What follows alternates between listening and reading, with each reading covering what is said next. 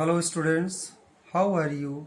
Hope everyone is safe and healthy. Today we will learn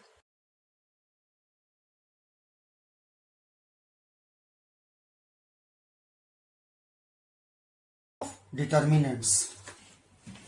If rows and columns of determinant are interchanged, the value of determinant remains same. Let the determinant, it is given like this, and if we interchange rows into columns, even though the value will be same, that can you verify by expanding this, or we can take example. I have taken here an example.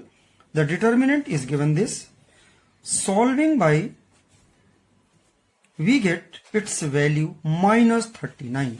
Now we interchange rows into columns and again expanding it along the first row, we are again getting the value minus 39. In both the cases, whether it is along row or column, in both way the values are same. So we can say if the rows and columns of a determinant are interchanged, the value of the determinant will remain same. So this is the first property. So no, we have not to worry whether the rows and columns are interchanged or not.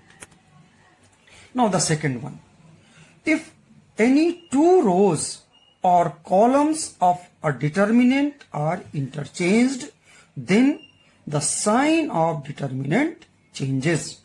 Ri is and Rj are interchanged, or the two columns Ci and Cj are interchanged, then its value get changed. Let given determinant is A1, A2, A3, B1, B2, B3, C1, C2, C3. Its value is like this after expansion. Now if we change R1 and R3, R1 is replaced by R3 and R3 is replaced by R1. That is, R1 and R3 are interchanged. From this ink, third row is at place first and first row is at place third. Again expanding it by the same way, here we get its value, it changes by negative sign. So what I have said, if any two row or columns of determinant are interchanged, then the value of the determinant is changed by sign, that is negative sign. So here we can say it is changed by the negative sign. Now third property, if any two rows or columns of a determinant are identical, means same, or they are in proportion, then the value of determinant will be 0. Here I have taken example. First column is 2, 3, 4. Second is 3, 4, 5. And third is 2, 3, 4. Here first and third column are same. Expanding it along first row, we get its value 0. So as in the given determinant, two columns, that is first and third columns, are identical, so its value is 0. Same result will exist for the identical rows. So you can verify by taking any example where two rows are identical. And also this can be verified if two columns or two rows are proportional. It is not necessary that the values are same. They may be in proportion. Like here 2, 3, 4. The third column may be 4, 6, 8. So they will be proportional. Now the next property, fourth, if each element of a row or column is multiplied by any non-zero constant lambda or any other number that you can say, then the value of the determinant will also multiplied by that constant. Here I have taken a determinant A, B, C, P, Q, R, X, Y, Z. Element of any row or column are multiplied by a non-zero constant lambda. I have multiplied here first row, lambda A, lambda B, lambda C. Remaining two rows are same. expanding this determinant along the first row, you get lambda A into QZ minus RY minus lambda B PZ minus RX plus lambda C into PY minus QX. Lambda is common from all three, so lambda is taken common. A into ZQ minus RY minus B into PZ minus RX plus C into PY minus QX. The value inside curly braces is the value of the determinant. So we can say this determinant, which is obtained by multiplying elements of first row, is lambda times the determinant of given determinant. So we can say this determinant is lambda times the original determinants. So now you can say if elements of any row or any column are multiplied by any non-zero, I have said any non-zero constant, because if you multiply by 0, everything will be 0 and the result will be 0. Then the determinant becomes lambda times constant times the original determinant. Now the next property, if some or all elements of a row or column of a determinant are expressed as a sum of two or more numbers, more terms, then determinant can be expressed as the sum of two or more determinants. For example, here first row, its elements are expressed as sum of two elements, a1 plus x, a2 plus y, a3 plus z, b1, b2, b3, c1, c2, c3. This determinant can be written as a1, a2, a3, b1, b2, b3, c1, c2, c3 plus determinant x, y, z. Remaining two rows are same what are in the first determinant. Now we can verify it taking left hand side of the determinant. a1x plus a1 plus x, a2 plus y, a3 plus z, b1, b2, b3, c1, c2, c3. Expanding it along the first row. a1 plus x into b2 c3 minus b3 c2 minus a2 plus y, b1 c3 minus b3 c1 plus a3 plus z into b1 c2 minus b2 c1.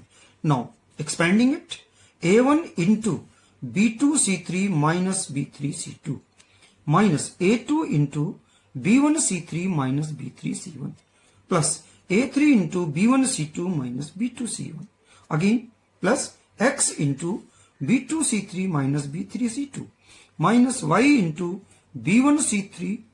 By expanding we get a1 into b2 c3 minus b3 c2 minus a2 into b1 c3 minus b3 c1 plus a3 into b1 c2 minus b2 c1 plus x into b2 c3 minus b3 c2 minus y into b1 c3 minus b3 c1 plus z into b1 c2 minus b2 c1. That is, two determinants are separate here. First is a1, a2, a3, b1, b2, b3, c1, c2, c3. And second, except second and third row, first row is changed, that is x, y, z. So now we can say if elements of any row or column are expressed as a sum of two or more elements, more numbers, more terms, then this determinant can also be expressed as sum of two or more determinants. Now the next, and that is a very important property, it is very much useful in expanding, in solving the determinants. If each element of any row or column of a determinant are added by equimultiples, means multiplying by any non-zero constant to each element of a column or a row, and added to other row, then the value of determinant remains same. There is no change in the value. Suppose there is first row, and if we multiply elements of third row by any constant and it is added or subtracted, the value of determinant remains same. Same you can say for column. So we can verify it. So given determinant is this one, and if we multiply third row by a non-zero constant x lambda, so x, y, z, they are multiplied by lambda. So lambda x, lambda y, lambda z, they are added to elements of first row. So a plus lambda x, b plus lambda y, c plus lambda z, and remaining two rows are same. So by using property 5, we can say element of first row are expressed as sum of two terms. So now this determinant can also be expressed as sum of two determinants. Now in second determinant, first row is multiplied by a non-zero constant.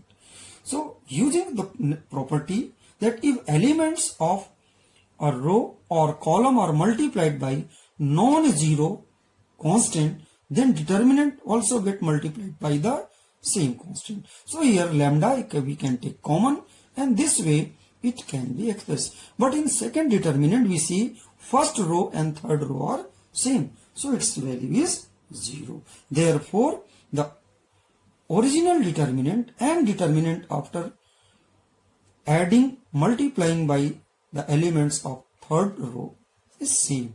So this property is very much useful. We can simplify the bigger number by subtracting in multiplying by a number of any row.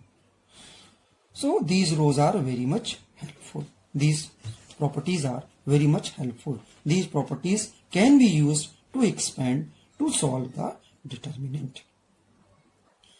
Sometime in few books one property is also added, that if all elements of a row or column are 0, then its value is 0. It is very obvious, so we cannot say that it is a property.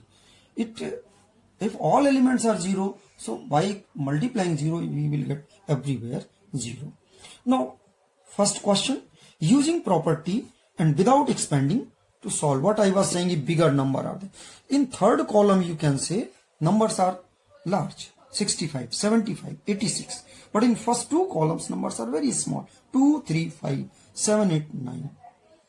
So we see element of the second column, if they are multiplied by 9, they are nearly equal to third column elements. So third column is replaced by C3 minus 9 C2, and we get third column as 2, 3, 5. First column is also 2, 3, 5. So two columns are identical. Therefore this value becomes 0. Also we can use some more properties to solve the questions. Using properties show that I have given this question. You can see what you have to prove: a minus b, b minus c, c minus a into a plus b plus c. We see if we subtract any one of the column in the remaining two column, we can get this result. So taking idea from this way, we can say. And also one more thing, that 1 minus 1 will be 0. So subtracting any one of the column from remaining two column. So C1 is replaced as C1 minus C3 and C2 is replaced C2 minus C3. We get this result. First, in first row, two elements become 0. Now same you can follow again. That is, after taking common, we are replacing C1 as C1 minus C2 and again taking and expanding it. So by expanding we get this one. Same again one question. What you have to prove? 1 minus x cube whole square. In determinant no element is x cube, but if x square is multiplied by x, we can get x cube. So same, c1 is replaced as c1 minus xc3 and we get 1 minus x cube. It can be done again with the second and third column. So c3 is replaced as c3 minus xc2 and now taking column and expanding, we get the result.